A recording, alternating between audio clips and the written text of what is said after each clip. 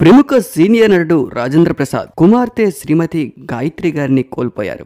Megastar Chiranjeevi, Venkatesh, Allu Arjun, Trivikram, Nag Ashwin, Anil Ravipudi, SV Krishna Reddy, Relangi Narasimha Rao, Nag Ashwin, Raghubabu, Sai Kumar, Shivaji రాజా వంటి ప్రముఖులు రాజేంద్ర ప్రసాద్ సంతాపం వ్యక్తం చేశారు. ఇక పవన్ కళ్యాణ్, మహేష్ బాబు, నాగార్జున, ఎన్టీఆర్ మరికొందరు సినీ నటులు సోషల్ మీడియా ద్వారా తన ప్రగాఢ సానుభూతిని వ్యక్తపరిచారు. గాయత్రి ఇక లేరు అనే ఆ బాధని తట్టుకోవడం రాజేంద్ర ప్రసాద్ వల్ల కాలేదు. ఆ ఆవేశమే నా కూతురు ఈ పరిస్థితికి ఏర్పడింది అంటూ ఎమోషనల్ అవుతూ కన్నీరు పెట్టుకున్నారు రాజేంద్ర ప్రసాద్.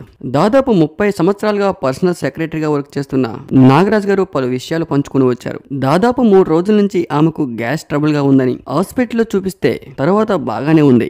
అయితే మళ్ళీ ఎక్కువగా నొప్పి రావడంతో నడవలేక తాను భరించలేకపోతున్నా అంటూ బాధపడ్డారు గాయత్రి. అలా బాధపడడం చూడలేక వెంటనే హాస్పిటల్ కి తీసుకువెళ్లారు. డాక్టర్స్ చెక్ చేసి గ్యాస్ ట్రబుల్ తో పాటు కార్డియాక్ అరెస్ట్ అని చెప్పుకుంటూ వచ్చారు. అంతేకాకుండా మరికొన్ని గంటల్లో మల్టిపుల్ ఆర్గన్స్ ప్రాబ్లం కూడా వచ్చిందని చెప్పారు. శుక్రవారం మధ్యాహ్నం నుంచి అర్ధరాత్రి 1 గంట వరకు శతవిధాలా ప్రయత్నించారు డాక్టర్స్. పరిస్థితి కొంచెం క్రిటికల్ గానే ఉందని వైద్యులు చెప్పుకుంటూ వస్తూ ఉన్నారు. చివరికి ఆ దేవుడి మీదే భారం వేశాం. అందరం హాస్పిటల్ దగ్గరే ఉన్నాం, కానీ రాత్రికి పరిస్థితి చేదాడిపోయింది. ఆమె ఇక లేరు అనే విషయాన్ని తెలియజేశారు.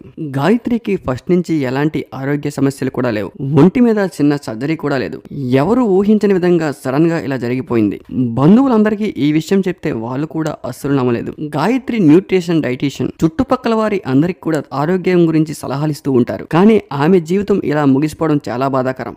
భర్త, పిల్లలు అందరితో కలిసి చాలా సంతోషంగా ఉన్న గాయత్రి, రాజేంద్ర ప్రసాద్ గారికి కూడా గాయత్రి అంటే చాలా ఇష్టమని, ఆమెకి సొంత ఇంటిని కూడా ఆయన కట్టించి ఇచ్చారని, కానీ సడన్ గా ఇలా మా అందరికీ దూరమై వెళ్ళిపోతారని అనుకోలేదంటూ ఎమోషనల్ అయ్యారు రాజేంద్ర ప్రసాద్.